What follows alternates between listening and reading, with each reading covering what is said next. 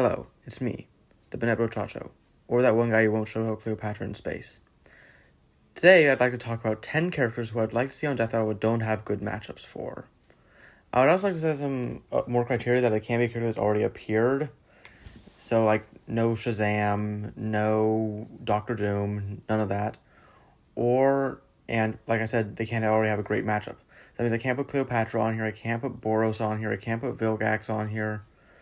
Now that we have those ground rules set, let's get into the list.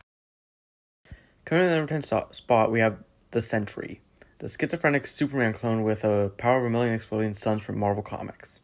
I know it's another Marvel Herald in Death Battle, and nobody really wants that, and it's not the only one on this list, but I really like the Sentry. I haven't read that many comics with him in it, but the ones that I have read have been some of my favorites, and I just really would like to see him on Death Battle, hopefully not against Superman. The only other good matchup of her is really like Jiren from Dragon Ball, but that's pretty not good. That's not good at all. I don't like that one. But yeah, that's all I have for Sentry. Moving on.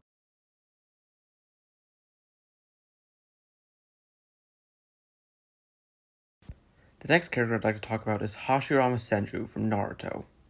Hashirama is probably my favorite Naruto character, second maybe to Minato. Actually, no, he's just the number one. Number two.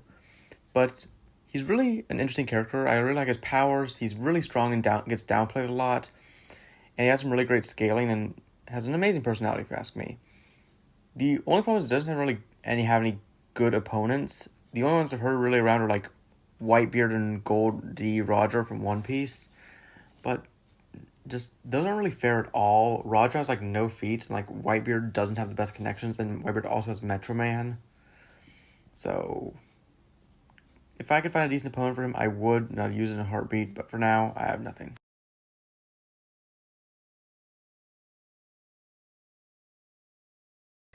The next character we'd like to see on Death Battle is Blast, the number one mysterious hero from One Punch Man.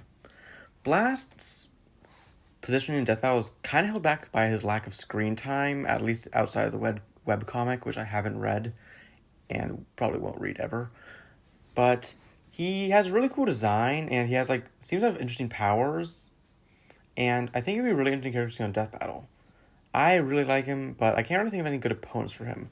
The best I've heard are All Might from My Hero Academia, which has paper thin connections and probably is a stomp, or Jing from Hunter x Hunter, which that's just grounds for a bunch of milk jokes, so we don't really need that in Death Battle.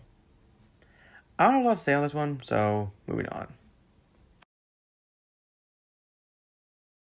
Next up is the first character on the list I've never heard a single opponent for, good or bad, and that is Maleficent, the big bad of Disney's The Sleeping Beauty. Maleficent probably has my favorite design out of the entire cast of Disney villains, at least from the cartoons, and not from the additional properties that they own, and has some really interesting powers like turning into a dragon, casting sleep, manipulating thorns for some reason, and basically anything she needs to do with her dark magic, and it could really have the potential for an arming battle depending on who she fights. But the thing is, I can't think of a single good opponent for her. Oh well, I guess we'll just have to live with it until Death Battle comes up with something or ends. Moving on.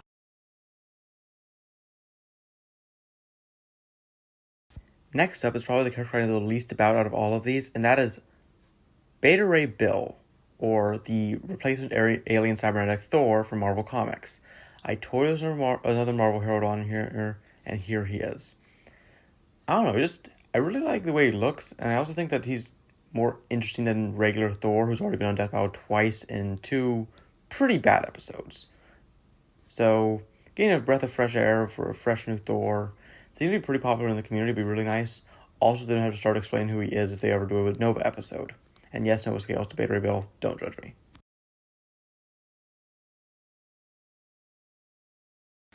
So for the next 4 slots on this list, I am going to just lightning run them off because I don't have any real ideas for them.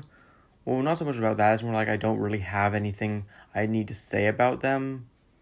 Those are Big Mom from One Piece, Wamu from JoJo's Bizarre Adventure, and Lugia from Pokemon.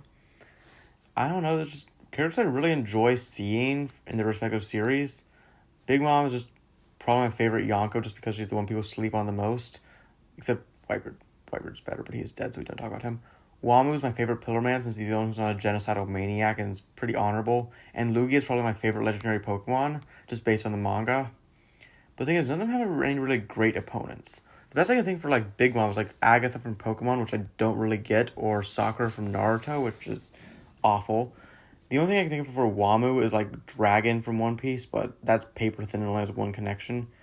And Tatsumaki is the only one I can think of for Lugia, but again, paper thin connections, and Tatsumaki is better opponents. Moving on to the next one.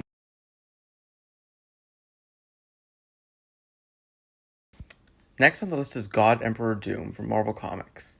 Now, this is a weird one because technically speaking, Doctor Doom has been on Death Battle before, in fact, twice in Darth Vader versus Doctor Doom, which is gross, and Lex Luthor versus Doctor Doom, which is less gross. However, they never used any feats for God Emperor Doom, and I think he's pretty distinct since he exists in an alternate universe, if I'm not mistaken. And I was pretty sure he was in charge of the Secret Wars.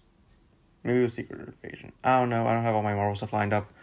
But he was an important and outer-versal threat. The thing is, there aren't a lot of people that can really fight him. The people that have thematic matchups like Overheaven and Dio just get completely stomped.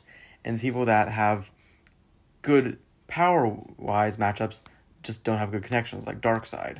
So it doesn't really have anything worth using. I still like him, though. Moving on.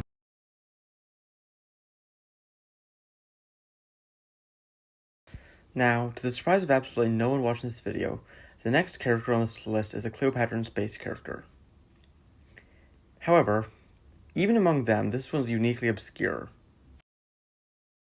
And that obscure character is Ophios, or Ophius. Ophius, let's call him Ophius for now, who is Octavian's general who appears only in book 4 and only for a little bit. I don't think he has a single voice line, and he's like not even that impressive. But I just can't get over his design and the fact that he's the only person who ever actually killed Cleopatra, even though she got better in like 2 seconds somehow. Don't ask me how that works. She apparently can regenerate from death. But yeah, he was probably the most threatening character just in terms of what he actually did, considering only one other character ever actually kills someone, and that's Octavian, and he's like the biggest bad of the entire series. Except for that random Xerix that killed Javel that one time, but he's a minor character, doesn't count. But, I don't know. He has literally nothing to go on. His scaling is like building level to island level at best. And he has no voice lines, like no banter potential. And he has no good opponents. I don't know why I want to win Death Battle. Maybe just because I want to see more Cleopatra in space representation. And he has a really cool design. Oh well. Next. And now for the final character on this list, we have Yellow, the protagonist of the Pokemon Yellow manga, which is just volumes 4, 5, and 6 of the manga, because that makes sense. She is probably the most unique character in the manga, as I think she's the only one who doesn't appear in the games. She has weird healing powers and actually managed to control some of Red's Pokemon, and has a weird ability to make her Pokemon stronger mid-battle just with her emotions. And for some reason, cosplays as a boy for half the series. I don't know why Green told her to do that. It's weird. But anyway, I don't know, just out of all the Pokemon manga protagonists they could have on Death Battle, she's the only one that doesn't have a good matchup and is interesting. All the other ones either have good matchups or aren't interesting. And, I don't know, just the Pokemon Adventures manga needs more representation. Well, that's all I have for this video. I hope you guys enjoyed it. This is probably going to be my longest video yet, and probably the longest video I'll make for a while. I actually probably won't make any more this week. Probably have to wait until this next weekend to do that, or a few weeks from now because of school. If you have any good matches for any of the characters I listed, just put them in the comments. Or if you have any characters that you'd like me to see me cover, or matches that you'd like to see me cover, put them in the comments too. See y'all next time. Oh, and my next video is going to be making a match for every single Cleopatra in Space character. Yes, we're doing that.